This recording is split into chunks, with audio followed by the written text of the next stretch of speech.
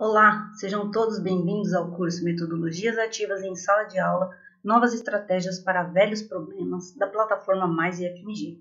Eu sou a professora Viviane Martins, formada em Letras pela Universidade de São Paulo, doutora e mestre em Comunicação e Semiótica pela PUC São Paulo, tenho especialização em Metodologias Ativas pela Univesp e Educação Mediada por Tecnologia pela Uniquisul. Nesse curso, eu serei a sua mediadora e você vai entender por que o uso desse termo. Nessa aula de número 1, nós vamos falar um pouco sobre a estrutura do curso e alguns assuntos que foram tópicos na primeira semana de aula. O curso possui uma carga horária total de 40 horas, dividida em 4 semanas ou módulos, e durante esses módulos você vai encontrar atividades como simulados e fórum, tendo uma avaliação final na 4ª semana. E os conteúdos que compõem essas 4 semanas de curso são divididos nos seguintes tópicos. Semana 1, as metodologias ativas e o contexto educacional do século XXI e métodos e recursos para uma educação inovadora. Na semana de número 2, nós vamos conhecer 2 tipos de metodologias ativas, que são sala de aula invertida, no controle do próprio aprendizado, e a gamificação, aprender com a ludicidade dos jogos. Na semana 3, nós trabalharemos com aprendizagem baseada em problemas e projetos, enxergando a realidade com responsabilidade e agindo com conhecimento. E, finalmente, na semana de número 4, nós conheceremos o Design Thinking na educação, arquitetando soluções e construindo conhecimentos. E é muito importante, antes da gente começar a pensar em que é metodologia ativa e para que ela existe, qual sua grande importância nesse contexto que nós temos, é conhecer o contexto que nós temos. Então, eu coloquei aqui 3 fotos correspondentes a 3 momentos na escola. Não são momentos específicos, mas sim momentos bastante distanciados, em que a gente poderia pensar que a escola evoluísse, mudasse o formato, a estratégia, o método, enfim. Agora, eu quero que você observe as 3 fotos. 1895, 1970 e 2001. Será que a escola que você tem hoje, que você trabalha, que você dirige, ela é diferente dessa que nós estamos vendo aí? Pensa um pouquinho. 1895, 1970, 2001. A estrutura física parece ser muito similar nas 3. Carteiras alinhadas, crianças, ou jovens, adultos, enfim, não importa. E a figura de um professor ali à frente. Dependente do momento em que está se passando, a gente pode perceber aqui na foto de número 3 que existe a presença de um televisor na sala de aula, mas independente do momento que a gente está passando, essa parte estrutural física da escola, ela se mantém muito parecida em todas as 3 fotos, e eu acredito que na sua escola também seja assim. Não importa se você tem lá um projetor, um aparelho de multimídia na sua sala, ou computadores, mas ainda tem muito disso que nós estamos vendo. Portanto, a escola, em termos de estrutura e muitas vezes em termos de método, ela se mantém a mesma. E hoje, nós vivemos alguns dilemas na educação. Hoje, século XXI, segunda década do século XXI. Nós vivemos dilemas na educação e dentre eles eu vou destacar 2 que são muito importantes. Primeiro, que a gente vive uma era de incertezas, diante de tantas complexidades que nós temos. A gente tem como exemplo aí o que a pandemia nos trouxe, nos ensinou, onde nós tivemos um cenário em que a educação ela precisou ser reinventada de repente, assim. Professores, diretores, a escola precisou se adaptar. E muitos desses atores, diretores, alunos, professores, pais, infelizmente não tiveram sucesso nessa empreitada. Uma outra questão também que nos chama muita atenção com relação aos dilemas educacionais é a insegurança provocada por essas incertezas, que acaba indo de encontro aos anseios da própria escola.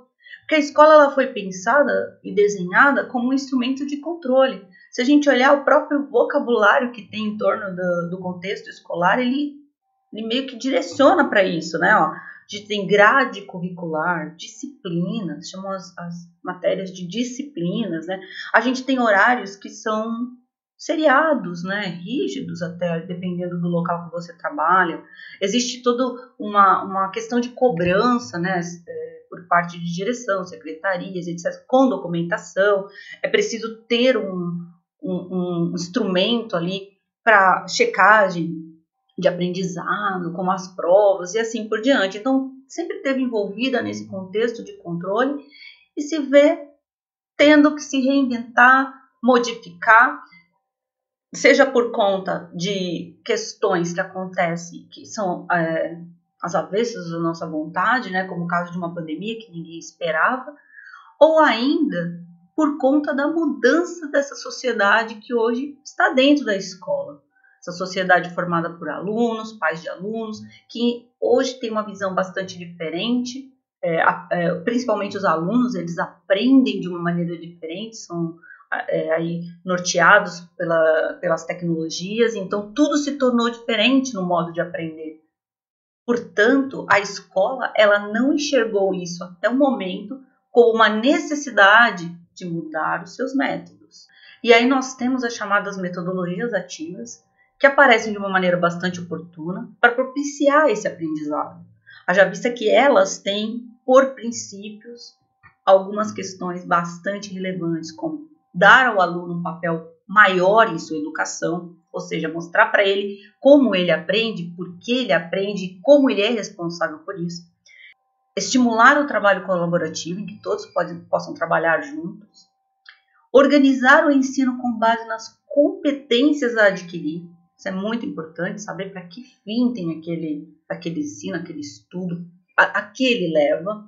E estimular a aquisição de aprendizagem autônoma e permanente, ou seja, você não vai formar um aluno para que ele aprenda algo no momento, e sim para que ele aprenda a aprender, e isso seja uma constante na vida dele. E aqui nesse esquema, a gente pode perceber algumas diferenças peculiares entre os métodos tradicional e os métodos ativos, a aprendizagem ativa.